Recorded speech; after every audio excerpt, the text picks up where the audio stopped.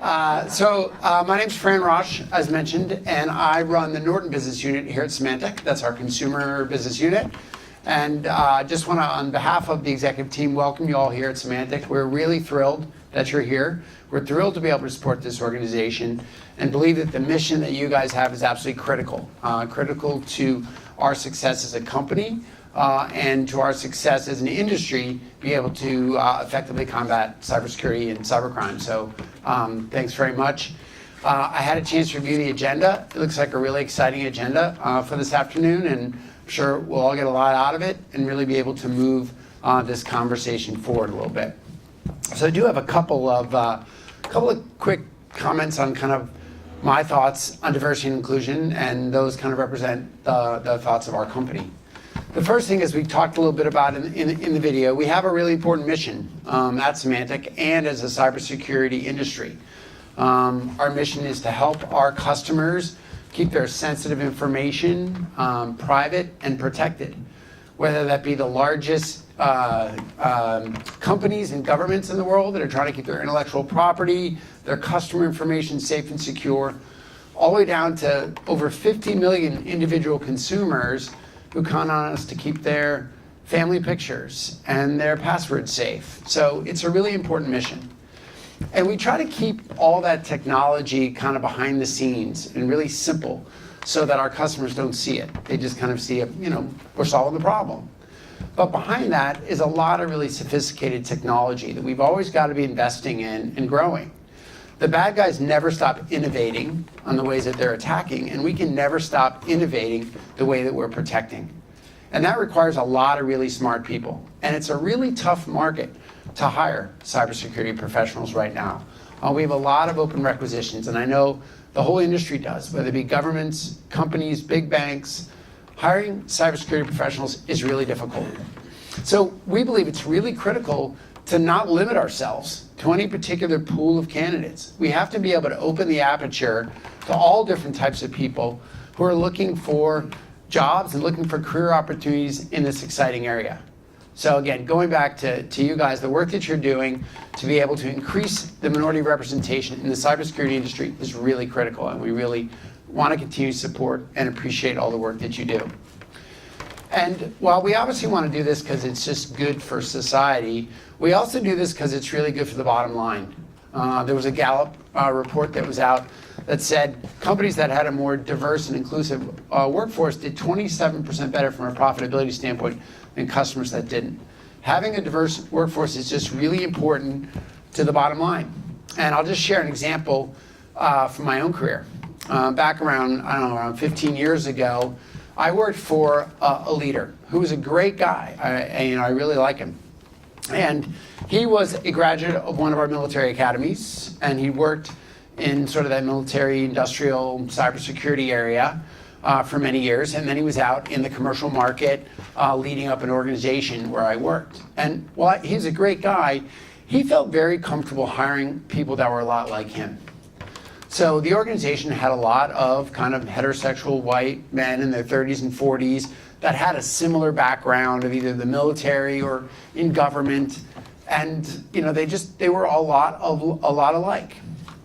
And while you could say there was diversity in that organization, because probably 20 or 30% were not of that kind of background, but probably 60 to 70% were of that similar background. And so it might have been considered diverse by our meager standards today of 20 to 30%, but it was not an inclusive environment, because those 60 or 70% that were all similar, it was kind of like a group think. They were so kind of strong in in their size that only really their ideas got surfaced. And it wasn't an environment where we really felt like any idea could be put on the table and considered. So I felt during that organization we missed a lot of opportunities where we didn't consider ideas that otherwise could have been put on the table, could have been explored to actually improve the overall business. So when we think of diversity, it's not only in those numbers, it's also in the environment that we create around inclusivity to get more of those ideas and open it on the table. And I was thinking about this over the weekend, and I was thinking about my own organization. So I have about 11 or 12 direct reports. And when I look at the organization, we have obviously men and women, but we measure diversity a lot of different ways beyond that. We have young and old. And I actually think that to get ideas, you need people in their 20s and 30s as well as people in their 40s and 50s and all different ages to be able to contribute to those ideas. We have people that are gay and we have people that are straight. We have Muslims and Hindus and Christians, and I think a lot of non-practicing. We have Anglo, people of Indian descent, Chinese, Vietnamese, Latino, African American. This is all in my direct reports of 11 or 12 people. We have people, most of us live in the US, but I have someone who lives in Singapore, as well as in the UK, and even Texas, to get some of that kind of diversity into that organization. They're the odd ones out in a lot of ways. We have immigrants, people who immigrated to this country and bring a unique perspective, and we have native born.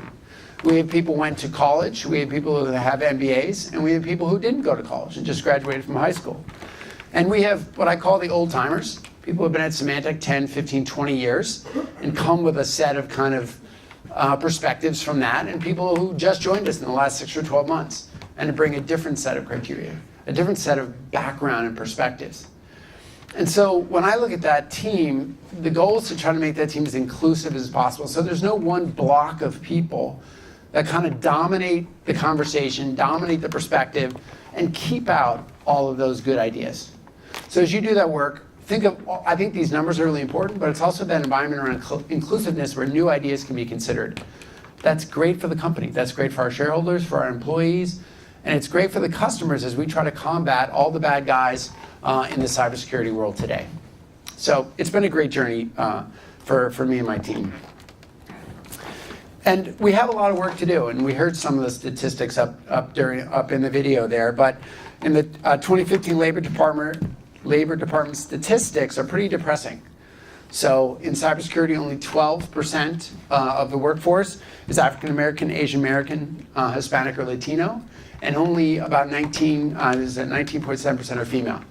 So we clearly have a long way to go in getting the broadest set of talent at the table to help us solve this really critical problem. At Symantec, we believe this is really important, and we believe in creating, not just measuring the numbers, but creating an environment where this diversity and inclusiveness can prosper. And that often means not just saying it, but taking some real action. One of the things about 2-3 years ago, we had our board of directors, and I don't get these numbers exactly right, but I believe we had seven members of our board of directors, and there was only one woman. And we wanted to expand our board of directors to 9 and get 2 more candidates. And there was a feeling that it would be really great to add 2 more women to the board. And I think, they started a process. I wasn't directly involved with it. And I think the original people came back and said, it's really hard. So it's probably easier to default to all these great male candidates that we identified as part of this process. And the CEO at the time pushed back and said, that's not acceptable. And said, what is it that's stopping you from identifying really good female candidates on the board? Because God knows we know that they're out there. So they went through the criteria that we had published, and part of the criteria was you had to have been on a public company board before. So you realize with a rule like that, you just kind of stop. I mean, if you're never in the club, then you never get in the club, right?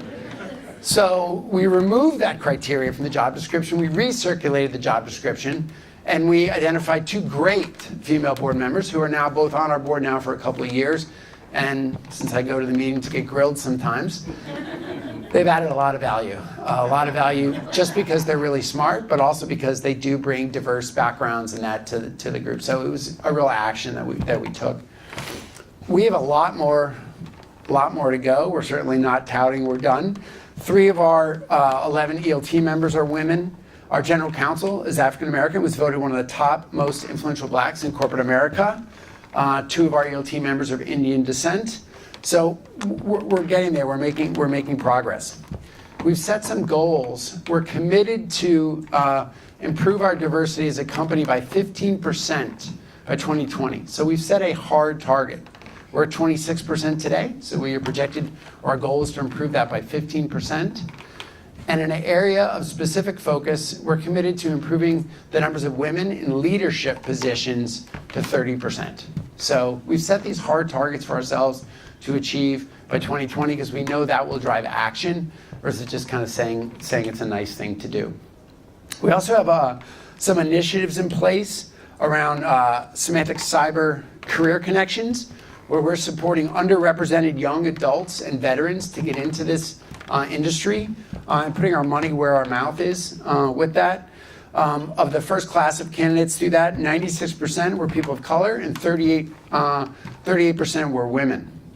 We also are working through nonprofits to educate up to 1 million students in STEM and cybersecurity education by 2020, and we're investing $20 million as a company in that program, and we've reached about 750,000 students so far. Yes, we have a board that supports all these things.